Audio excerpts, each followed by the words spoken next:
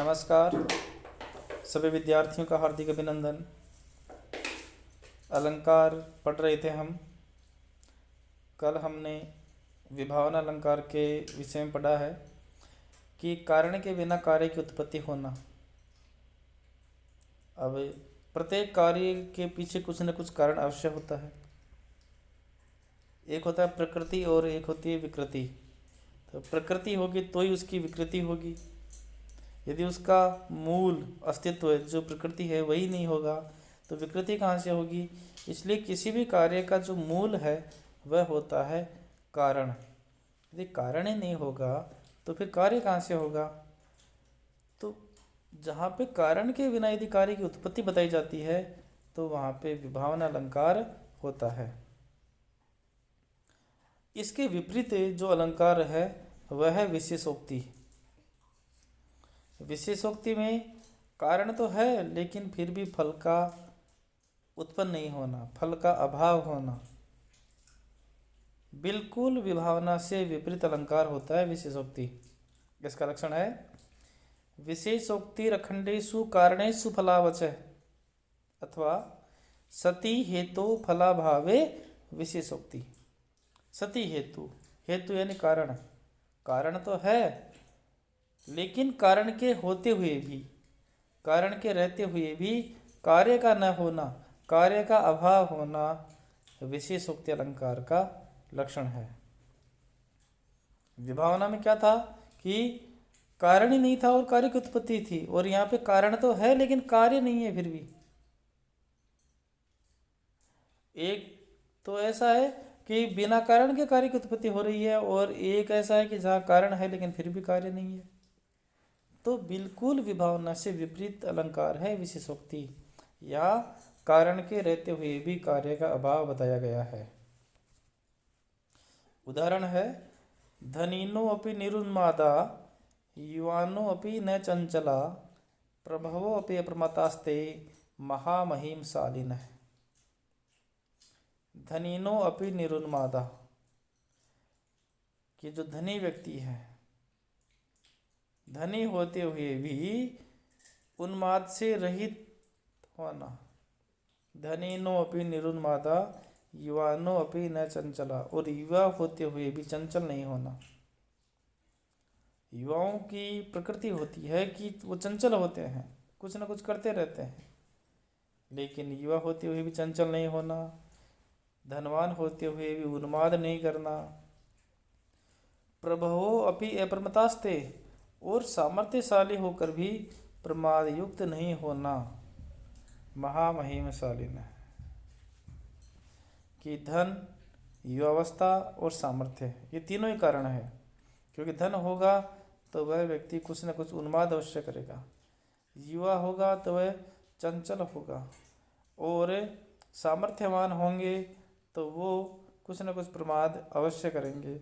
लेकिन ये तीनों कारणों, ये धन और युवावस्था और सामर्थ्य, इन तीनों कारणों के होते हुए भी उन्माद, चंचलता और प्रमाद, ये कार्य नहीं होना, इन कार्यों का अभाव होना ही विशेषोक्ति अलंकार है। इसलिए इस पद्य में विशेषोक्ति अलंकार बताया गया है। अब आगे है निदर्शना अलंकार। निदर्शन अलंकार में क्या होता है कि निदर्शना अभवन वस्तु संबंध उपमा परिकल्पक है। कि जहाँ वस्तु का असंभव या अनुपद्यमान संबंध उपमा में पर्यवसित होता है वहाँ निदर्शन अलंकार होता है। वस्तु संबंध, वस्तु का संबंध होता है, वह उपमा परिकल्पक उपमा में पर्यवसित होता है। अर्थात जहाँ दो वाक्यार्थ हों, एक तो उपमेय और एक उपमान, एक तो उपमेय वाक्य और एक उपमान वाक्य, इन दोनों वाक्यों का परस्पर संबंध बनता हो और वहाँ स्वार्थ बोध के लिए उपमा की कल्पना की गई हो, तो वहाँ निदर्शन अलंकार होता है। उपमा परिकल्पक का अर्थ है अंततो गत्वा सम्य का बोध होना,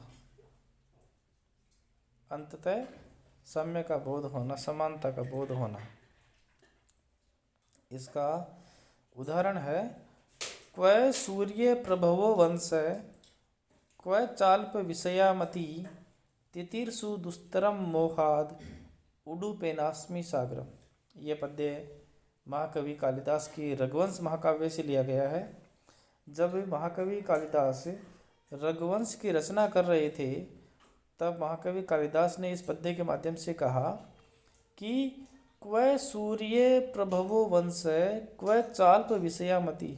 क्व कहाँ तो सूर्य वंश में उत्पन्न ये राजा लोग, जो दिलीप, रघु, अजय, दशरथ, राम, ये राजा लोग, ये सूर्य के जो प्रभावशाली प्रतापी सूर्यवंशी जो राजा थे, कहाँ तो ये महान राजवंश के राजा लोग, और कहाँ क्व च अल्प विषयामति, और कहाँ मेरी अल्प विषय को जानने वाली मति यानी बुद्धि, कहाँ मेरे अल्प विषय को जानने वाली बुद्धि, यानी उनका जो वंश है उसका प्रभाव, उसका वर्णन तो कहाँ, और मेरी ये तुच्छ ज्ञान को जानने वाली बुद्धि कहाँ।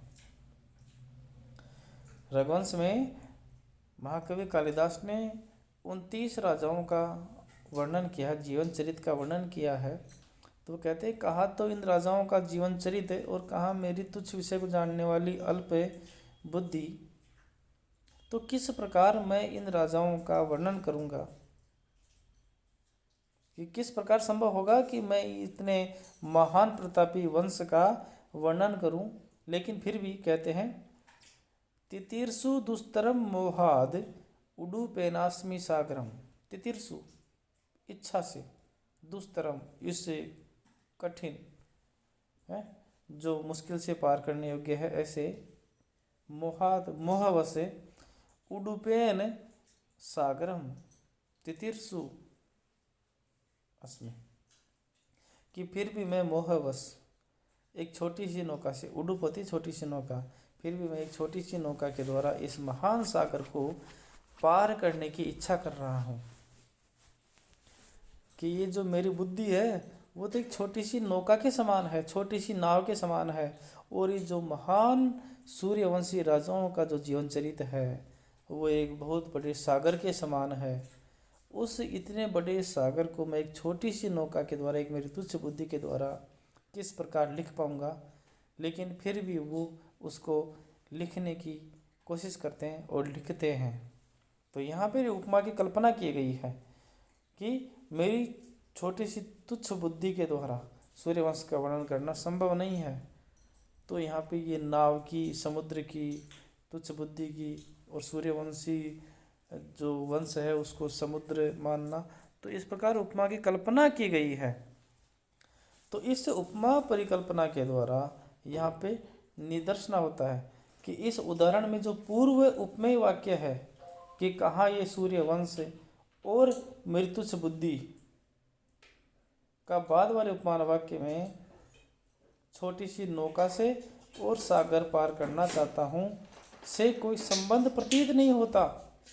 अतः इन्हें परस्पर संबंध करने के लिए इन दोनों वाक्यों में उपमान और उपमेय भाव की परिकल्पना की गई है कि पहले वाक्य में और द्वितीय वाक्य में कहीं संबंध स्थापित होता ही नहीं है, फिर भी इन दोनों में संबंध स्थापित किया गया है महाकवि कालिदास के द्वारा।